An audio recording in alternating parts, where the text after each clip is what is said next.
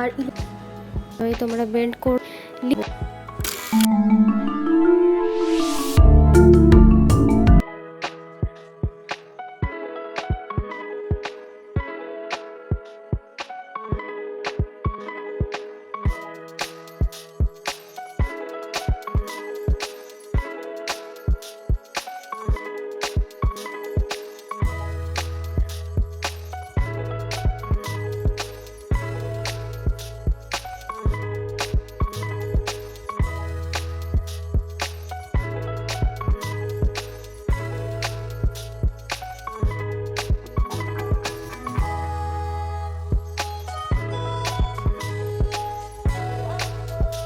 Hi everyone, আশা করছি তোমার সকলে খুব ভালো আছো। আমি মোটামুটি ভালোই আছি। তো আমি আরেকটা নতুন মেকআপ লুক নিয়ে চলে এসেছি। যদি ভিডিওটা ভালো লাগে তাহলে কী করতে হবে, লাইক করতে হবে, চ্যানেলকে সাবস্ক্রাইব করতে হবে, ছোট্ট একটা বেল আইকন আছে ওটাকে হিট করতে একদম ভুলবে না। চলো বেশি বকবক না করে ভিডিওটা করি স্টার্ট।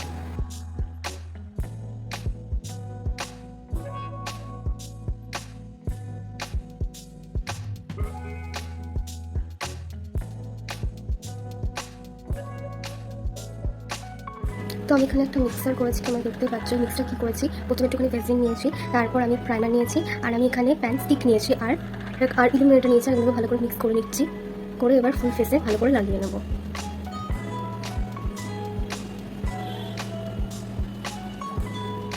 দুটো ব্লেন্ডারের সাহায্যে আমি ভালো করে ব্লেন্ড করে নিচ্ছি, আর ফেসটা দেখতেই পাচ্ছ খুব ফ্রি লাগছে।